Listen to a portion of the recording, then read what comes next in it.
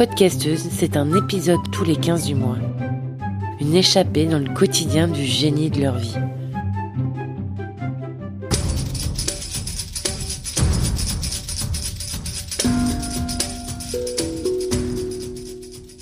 Imaginez que vous êtes une petite fille, que tous les soirs en rentrant de l'école, une fois que le car vous est déposé au bout du chemin, le son de quelqu'un qui tape au loin la pierre vous accompagne jusqu'à la maison. Imaginez que 30 ans plus tard, vous ayez envie d'élucider le mystère du tailleur de pierre. C'est ce que j'ai fait, puisque je suis allée voir Victor et ça faisait un paquet d'années qu'on ne s'était pas vu. Pour cet épisode, je suis donc encore en Bretagne, à Villamé, au nord-est de Fougères, pour le rencontrer et retracer son activité de carrier.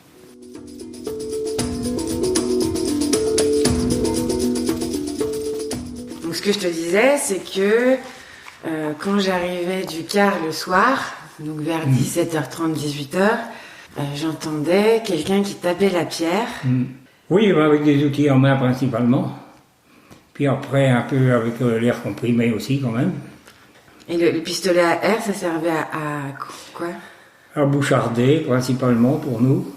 C'est-à-dire qu'on aplatit, alors c'était un marteau avec des dents, des petites dents, plus ou moins fines, d'abord des plus grosses pour enlever le plus gros, puis après plus fin, quoi. Et ça, c'était sur des roches qui étaient dans la carrière ? Pas toujours, parce que quand on s'est mis à faire principalement du bâtiment, donc c'était en gris en général ou en roux, d'une autre couleur, donc ça venait d'ailleurs, quoi. Il y avait du gris aussi là, dans la carrière, par chez nous, mais c'est du bleu principalement, quoi. Et le bleu, c'est plus en profondeur qu'on va le chercher ? Oui, mais oui. Le gris n'est guère qu'en surface, quoi. On appelle ça du gris, mais c'est roux en fait.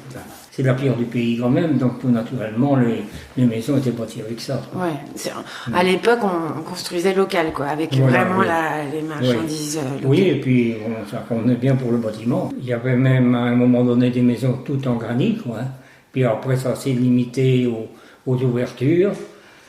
Ah ben, surtout dans le temps, il y avait vraiment des belles ouvertures avec des moulures et tout ça autour.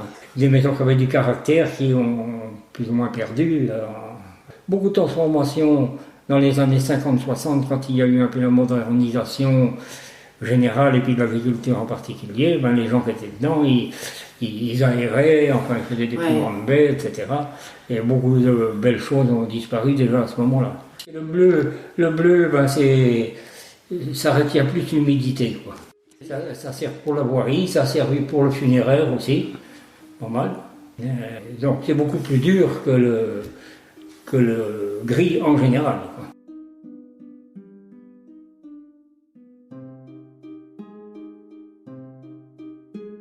On est fils de carrier, de génération en génération ?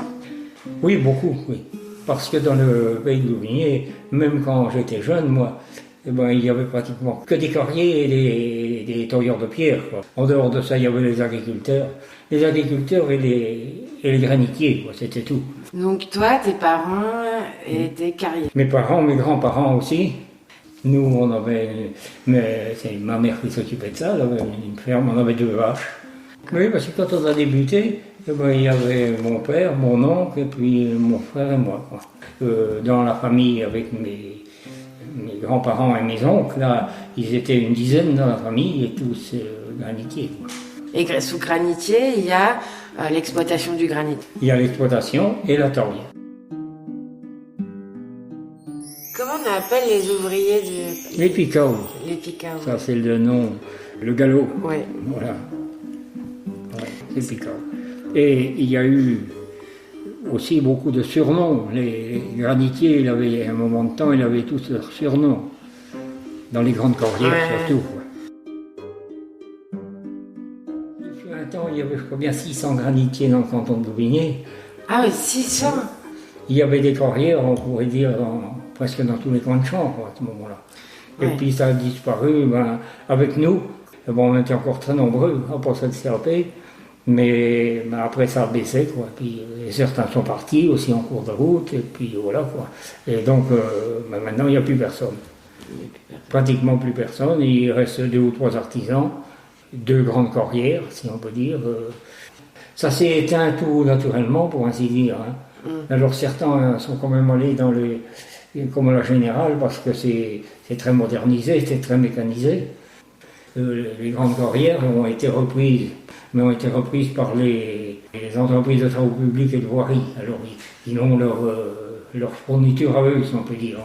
Ils ont des possibilités dans leur carrière, mais bien souvent ils achètent beaucoup de granit étrangers, Portugal et tout ça, espagnol, et puis chinois, rien, mais ça fait tort au granit des pays. Quoi.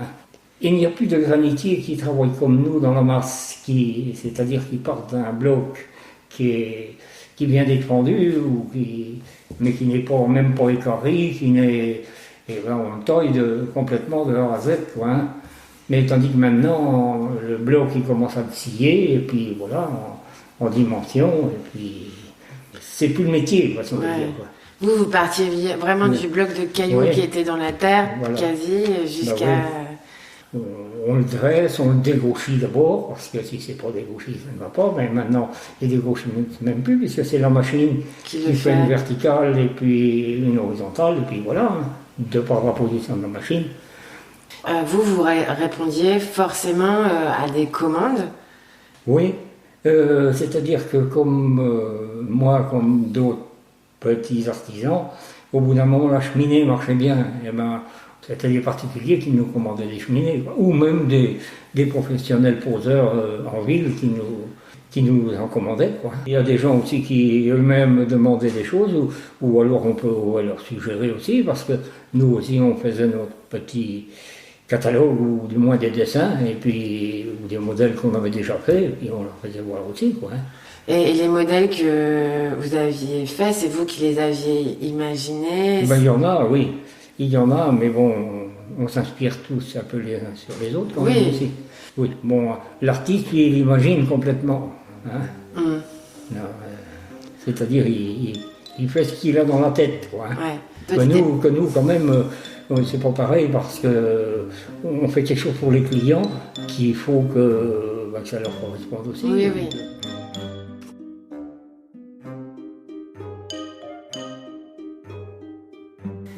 Et puis Victor a sorti son petit album, où il a conservé quelques traces de ses ouvrages. Devant moi, je vois défiler des photos témoignant la maîtrise qu'il a de la pierre. Des heures et des heures de travail. Et je comprends et réentends les fameux coups de massette qui ont bercé mes retours d'école. Ça représente combien d'heures de travail? Ah ben beaucoup, hein. Beaucoup, parce que je n'ai même pas compté. C'est quoi? Alors ça, c'est une réparation en granit, de granit du Carsanton, on appelle ça, des Finistères, de 2 mètres. Là. Comment tu le transportais après? Oh ben, avec un cric à main, ou avec des rouleaux, tout ça, les techniques anciennes. Ça marche aussi, c'est plus de temps. Mais ça, c'est une cheminée que j'avais fait pour mettre dans le même manoir. Ben, ça, c'est une cheminée que j'avais fait, c'est dans le style, la Sarthe. Là, c'est la cheminée ici. Une cheminée, là, c'est toute la mienne. Là, oui. Un trophée en Angleterre aussi avec le comité de juge. Ben, ça, c'était pour un client en Anjou. Là, et des épis de blé. Des épis de blé. Oui, ben ça, c'est les qui sont bretons. Et donc, c'est sur une porte à Saint-Georges. Voilà, j'en ai d'autres, sûrement, mais j'en ai pas tant que ça, parce qu'à un moment de temps, ce qu'on faisait, les cheminées, tout ça, on les voyait même pas poser. J'ai aussi découvert qu'en fait, il y a eu une période où il y avait beaucoup d'immigration italienne qui est venue dans les carrières du coin. Moi, je les ai connus, ils étaient déjà arrivés, si on peut dire, principalement avant la guerre 40. Et puis je pense qu'il y en a qui sont venus aussi de par le régime politique. C'était Mussolini avec Hitler. Quoi, hein. Alors, je me rappelle le père Molini, que tu n'as pas connu, mais les Molini travaillaient là où on était, nous. Et le père, il était venu d'Italie, et c'était en général des bons ouvriers qui ont apporté de la modernisation aussi un peu, tout en restant vraiment dans le manuel, mais j'ai toujours entendu dire que c'est eux qui ont apporté certaines manières de fondre la pierre. De toute façon, il est certain que celui qui roule, qui voit partout, il progresse. D'accord. Tandis que nous si on est toujours penché sur notre caillou, on voit pas ce qui se passe, quoi.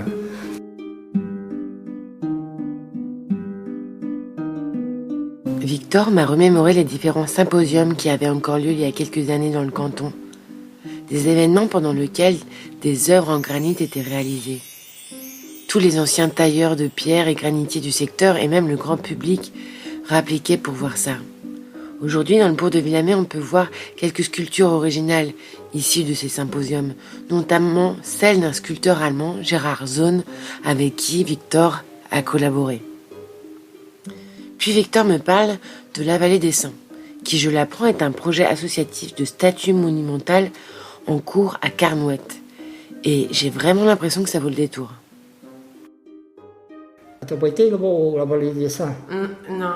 Alors, c'est une grande colline qu'il y a, Ouais. puis il y a un saint de plantés plus ou moins éloignés, et puis comme ils en font toujours plus, alors là-bas t'as de tout, hein, t'as des belles sculptures, et puis t'en as d'autres qui pour nous sont moins bien, quoi. Je me rappelle en particulier d'une où il y a une femme, si tu veux, quand t'arrives de derrière, qui a une grande chevelure. L'artiste a bien travaillé parce qu'il y a des choses qui sont dont on peut dire que c'est pas raffiné comme dans le temps, les statues, mais ça n'empêche qu'il y a un style. Mais le contemporain, je comprends qu'il y en a qui sont bien aussi, quoi. Mais je crois que c'est dans tout, dans l'art, hein. Si tu prends la peinture ou n'importe quoi, t'avais des peintures très réalistes et puis très figuratives et tout ça. Et puis des fois, t'en as qui font un peu de barbouillage et ils disent que c'est super. Mais même dans l'abstrait, il y en a qui font des choses qui sont pas mal non plus. Si tu veux, le meuble et tout ça, avec des sculptures, c'est plus ça qui marche non plus. Ça reviendra. Peut-être, une autre forme. Et puis, hein, je me rappelle, on avait commencé une pièce de théâtre d'un auteur qui est décédé, d'ailleurs, Michel Lebris, là, qui faisait Étonnant voyageur à Saint-Malo aussi. Là. Et alors, il disait, bon, ça y est, place au formica, les meubles sculptés, à servir de clapier dans les hangars, et puis tout ça, quoi. C'est vrai. Et le métier, moi, il y a longtemps que j'ai dit, ce qui restera de notre métier, ce sera la décoration et la restauration, mais principalement dans la pierre blanche. Il y a un centre, là, à Louvigné, qui travaille pas beaucoup le granit, beaucoup, parce que le granit, c'est dur. Alors, ils font un peu d'initiation quand même aussi, mais après... Et toi, tu dis granit, pas granit? Granit, c'est le granit qui est en carrière, qui est dans les champs, si tu veux. On dit granit, là. Et granit, c'est le granit travaillé, quoi. D'accord, ok. Et du coup, tu sculptes encore ou plus du tout? Ah ben là, plus du tout, là. J'ai un truc qui est en chantier pour mon neveu, là, et puis là, j'étais pas trop bien en bonne santé, là, cette année, alors j'ai rien fait du tout. Et comme on disait, le granit, c'est dur, hein. Il y a quand même des maladies qui existent par rapport à la pierre. Ah ben oui, c'est la silicose. Ah ben j'en ai aussi, hein, mais comme tout le monde. Hein. Oh ben, tu sais, il n'y en a plus beaucoup de vivants dans nos générations. Hein. On n'a jamais fait attention à ça, nous, tellement, mais le granit contient de la silice. La silice, elle est libre. Donc quand on taille, eh ben, la silice, c'est comme du sable, quoi, hein, qui va dans les poumons et puis qui bouche les alvéoles et tout ça. Ça te limite. Au bout d'un moment, il y en a qui ne peuvent plus respirer. Ça, c'est une maladie professionnelle. Dans d'autres métiers, il y en a d'autres. Hein. En plus, on ne s'est jamais protégé. Il faut voir l'accoutrement aussi. Hein. Les lunettes, les oreillettes, le masque. Alors, pour travailler physiquement, quand même, c'est pas pratique, quoi. Alors, et les mains, elles ont pas trop d'arthrose. Ah ben tiens. Ouais. Alors, mais encore que, je ne sais pas si ça vient uniquement de là, parce qu'il y a des gens qui ne sont même pas des manuels, et puis qui... Mais ça s'est fermé tout doucement, progressivement, puis voilà. Hein.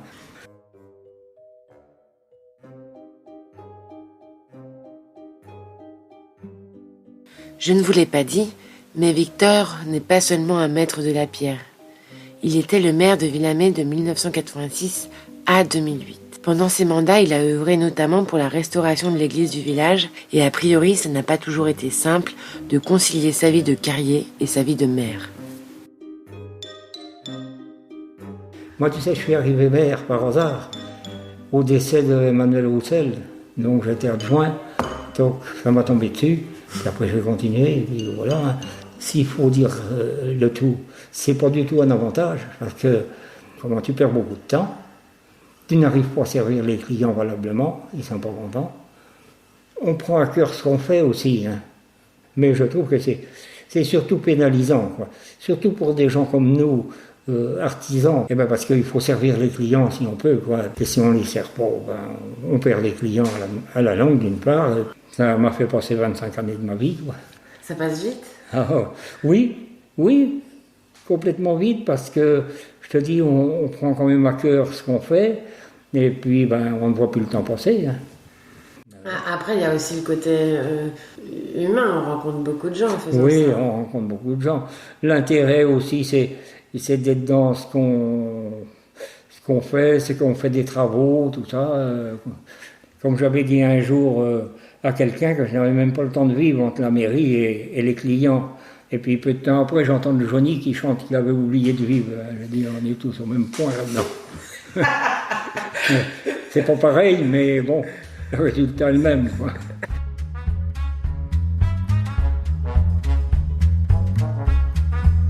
Est-ce qu'on va faire un tour dans le bourg de Villamé ou pas du coup? Ah bah si tu peux.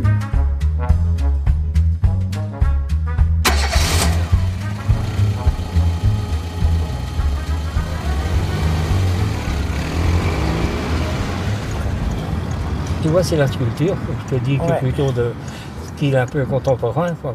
Alors il appelle ça la voile à l'eau, alors elle arrive au port si tu veux. D'accord. Alors tout ça c'est... Bon, faut réfléchir un petit peu, quoi. Et la vieille église et le vieux porche de Villamé. Elle date de combien de temps l'église du coup? Il y a eu le millénaire, mais bon, tiens ben on va aller par là. Ouais, ok, cool. Mais bon, ça a été beaucoup remanié et tout ça, hein. Ça a été même remanié au XVIe siècle par là. Ils ont pu acheter ça là, et aménager. Ben... Bah, c'est vrai que ça valorise le bâtiment oui. quand même. Alors. Et ben, tu vois la fameuse gargouille dont il parle, là. Elle est d'origine, quoi, à peu près. Alors ben, tu vois bien, l'eau coule là. Et il y en a aussi que c'est des chimères. Tu dirais une gargouille, mais qui n'ont pas la fonction d'écouler l'eau, quoi. C'est le marché. Et le porche là, il n'a pas du tout été restauré depuis. Enfin, si, il a été restauré. Si, parce qu'il était mal parti, là. Il s'écartait des deux côtés, donc on l'avait du moins restauré, comme ils disent. Moi j'étais à la mairie. Hein. Si les morceaux sont restés tels quels, hein, il n'y a que ça a été consolidé, quoi, tout ça. Quoi. Il date des années 1500. Quoi. Et il y en a beaucoup des porches comme ça dans le coin ou... Il y en a. Hein. C'est l'enclos. L'enclos paroissial, ça comprenait dans le temps le cimetière, le prieuré qui est à côté derrière, et l'église. En Bretagne, c'est classique, l'enclos paroissial. Généralement, il y a un calvaire avec des personnages et tout ça, là aussi, c'est bien. Voilà. Et donc, il y a généralement une porte d'entrée. C'est l'ensemble traditionnel, quoi.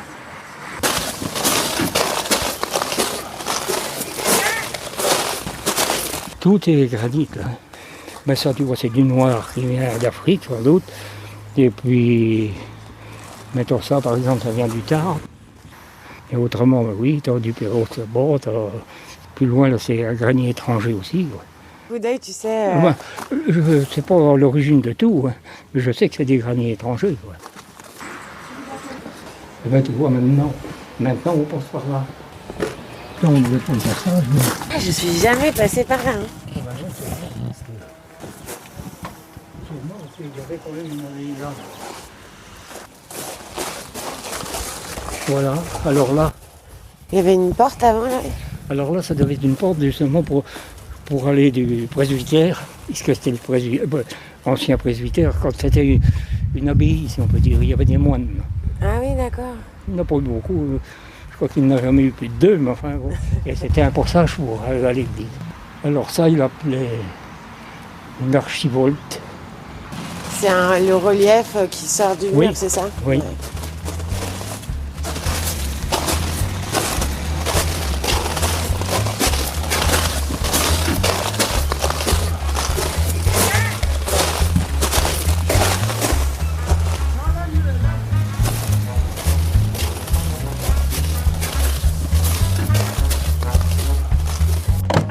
Bon bah merci Victor.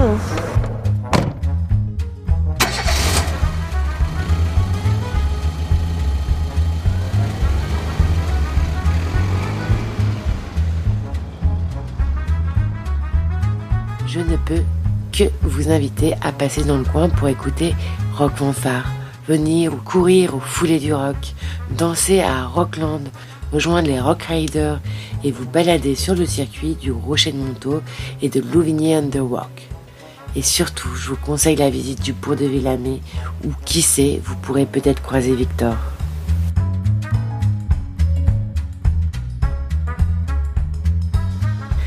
Et nous, on se retrouve le mois prochain pour un nouvel épisode.